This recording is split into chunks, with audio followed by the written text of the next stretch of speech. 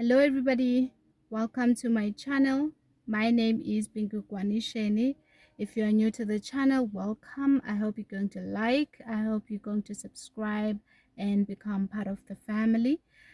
And to my returning subscribers, welcome back to yet another video. Today I'm going to be very quick. I want to share with you from my personal experience few interview questions, few tips, just a few things to be on the lookout for as you are preparing for yourself for that interview.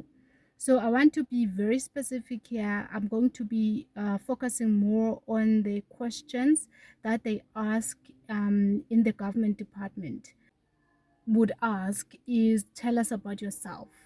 So they are looking for a summarized version of who you are, a summarized version of your background, a summarized version of your education, of your work experience, and also of the reason why you applied for this job. That's it.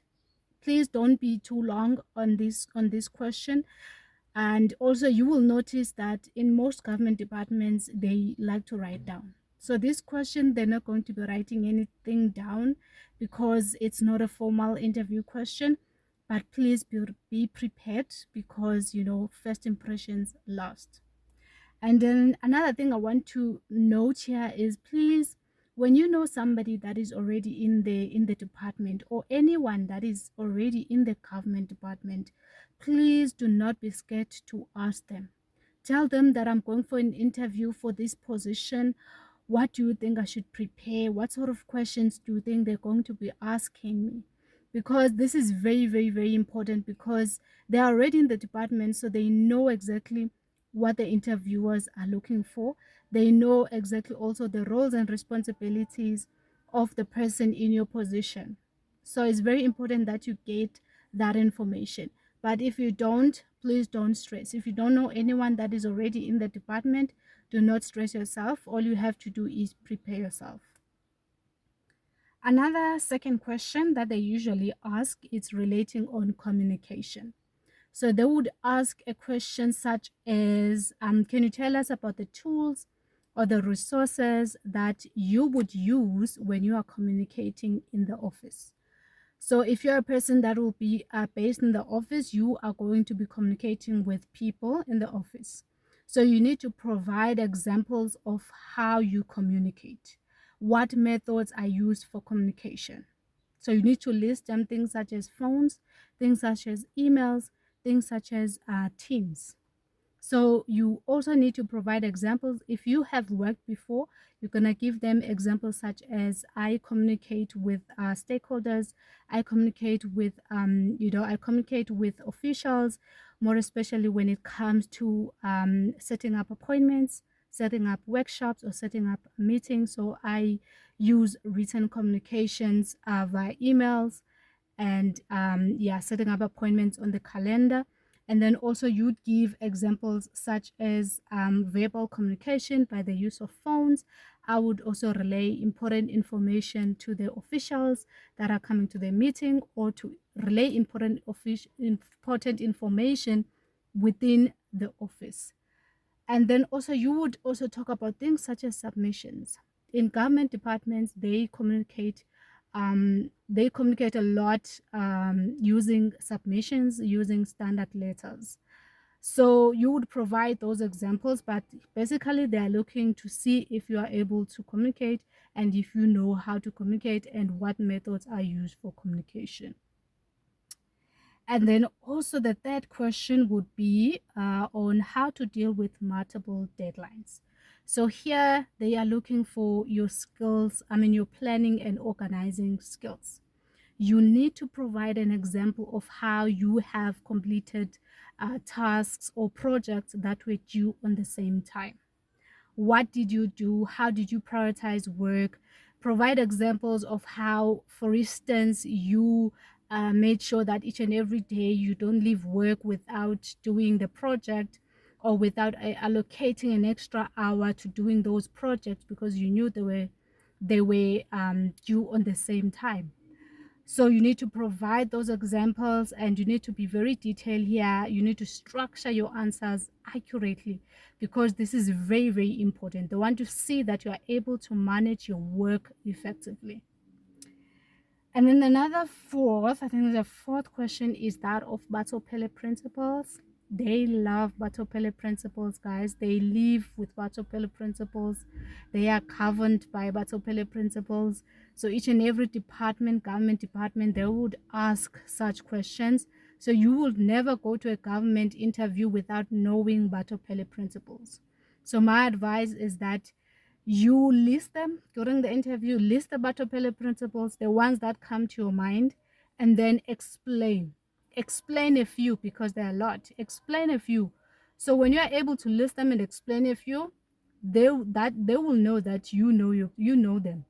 They will know that you know them. So don't just list unless they ask you to list them, but please explain briefly. Okay.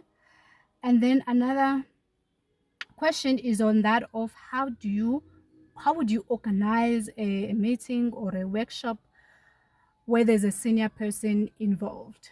So here they are looking at how you organize a meeting. They're looking for your skills when it comes to setting up appointments. So you need to provide example of how you've gone about organizing a meeting, how you've gone about organizing a workshop where the senior person was involved. So examples could be that there was a meeting that you had to set up on this day, and then you had to send invitations, you had to find people's availability, you had to look at their diaries if they were available, and then also you had to do things such as meeting packs, make sure that presentations or meeting minutes are available, and drafting the standard agendas. And then also where the senior people were involved, you needed to actually communicate with the secretary to find out their schedule and to find out if they are available on this day, and also send out the invitation. And then also look for the requirements, what will they be requiring, because this is a senior person that is coming, booking of the venues and things like that. So you need to list them, provide those examples, because they want to see that you are able to organize appointments.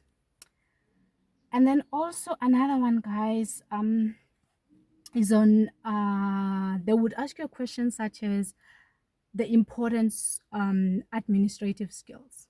What skills do you think are important for an administrator or an administrative officer?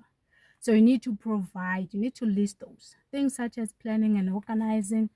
Oh, sorry guys, my hand. My head is killing me. I'm holding my phone, guys, because I don't have the things, the things that work.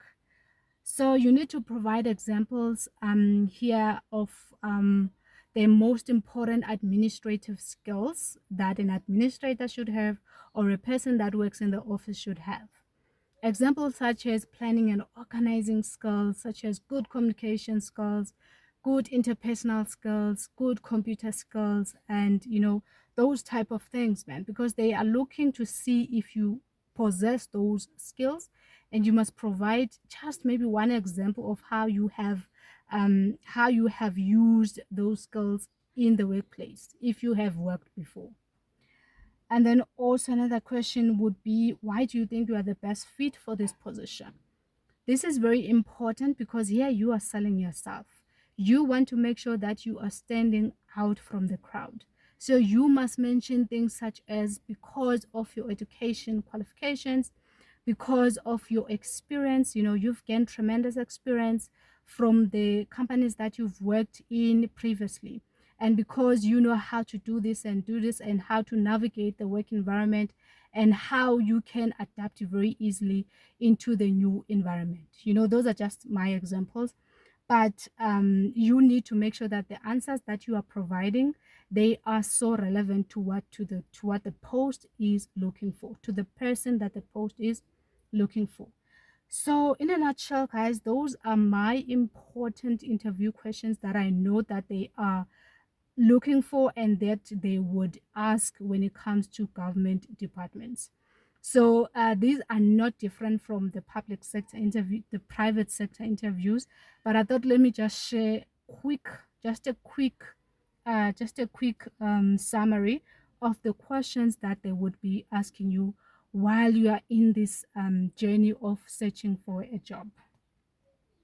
So I want to leave you guys with a scripture from the book of Hebrews, chapter 11, verse 6. So it says, "And without faith it is impossible to please God, because anyone who comes to him must believe that he exists and that he rewards those who earnestly seek him."